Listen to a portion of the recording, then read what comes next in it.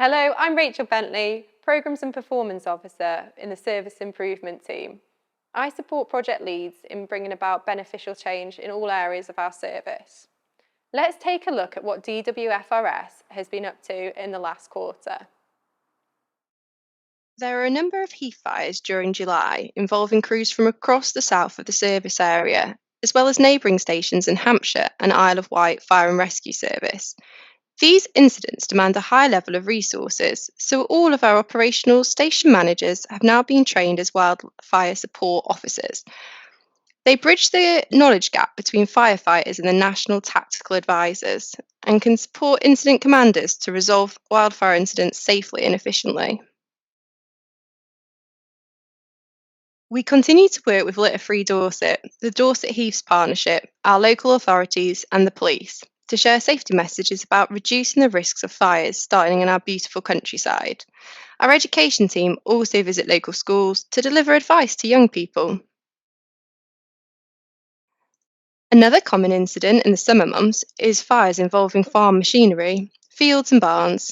There's lots of information on our website about fire safety on farms, including guidance on safe storage of hay, farm machinery, reducing the risk of arson, and grain dryers.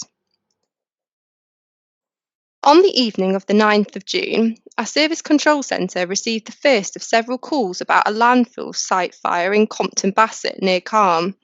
At the height of the incident, we had multiple crews on scene, and warnings about the smoke plume were shared with local residents via social media. On site, personnel supported the firefighting operation by capping the affected waste stack with clay. There was a happy reunion between Woody the Labradoodle and his owners on the 16th of June after he fell some 30 feet from the top of a cliff near Seatown. The family rightly called for help rather than putting themselves at risk, and firefighters from Bridport and Weymouth set up a rope system so they could reach the dog and bring him to safety. Firefighters from Malmesbury, Chippenham and Tetbury were called in the early hours of the 27th of June for a fire at an industrial unit between Malmesbury and Easton Grey.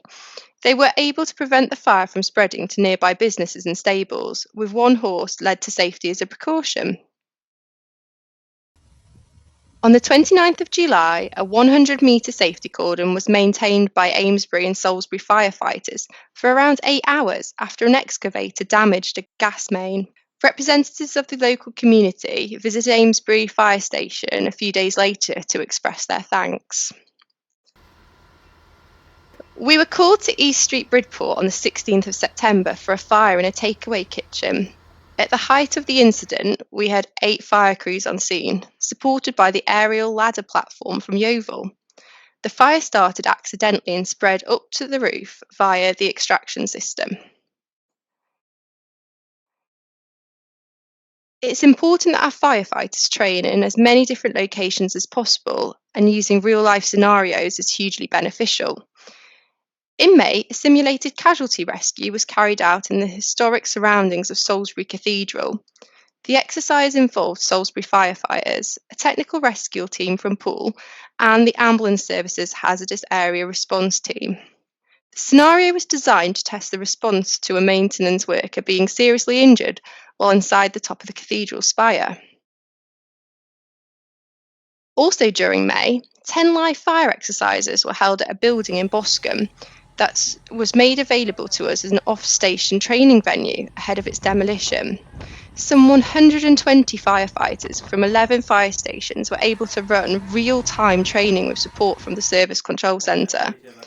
The sessions also allowed for incident command assessments and breathing apparatus acquisition training to be held.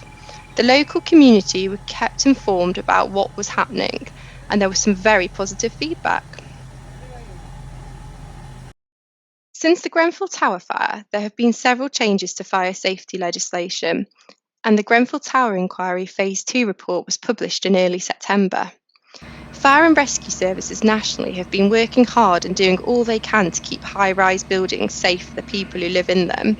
In Dorset and Wiltshire, we hold regular real-time exercises at high-rise accommodation blocks, working with those responsible for managing these buildings to test evacuation procedures as well as firefighting access. The Building Safety Act came into force a year ago, imposing new duties on businesses and building owners. Amongst the changes is a requirement for all premises covered by the fire safety order to record their fire safety arrangements by way of a fire risk assessment. Our business fire safety team engage with business owners and managers to ensure that they understand what they need to do under the new legislation. More can be found out on our website.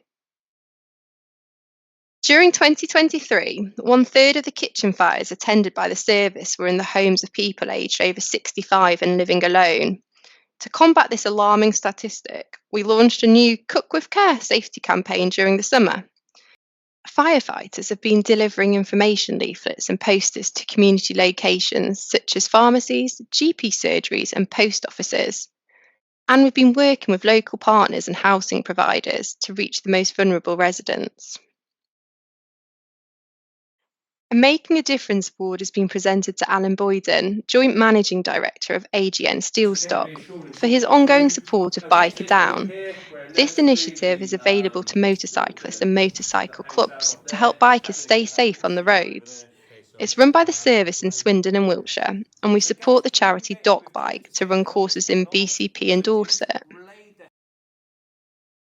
During early August, staff from across the service played an active role in the multi-agency planning for potential public disorder across our two local resilience forum areas.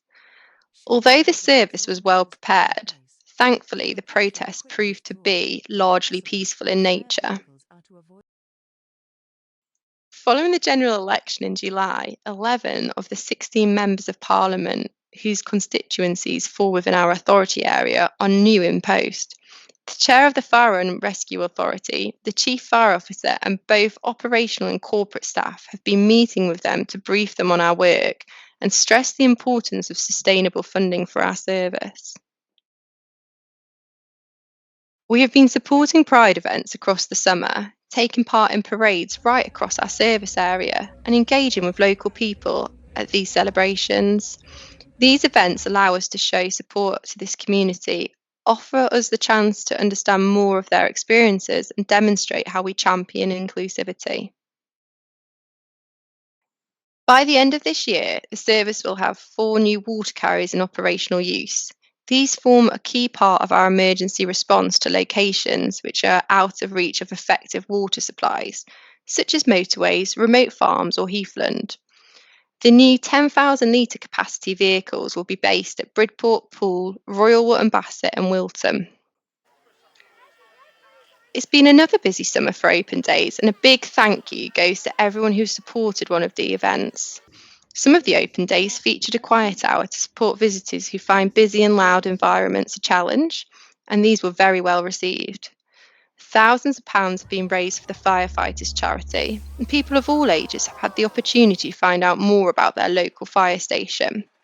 Partner agencies including the police, ambulance service, air ambulance and Coast Guard have been involved.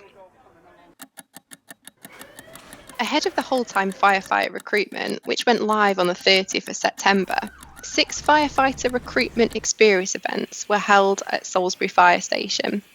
These gave an insight into what the role of a firefighter entails, as well as the required strength, fitness and aptitude levels. To try and attract applicants from underrepresented groups, we also promoted a buddy scheme, supported by over a dozen operational staff from across the service. I hope you found that update interesting. You can find out more information on our social media and on our website. Thank you for watching.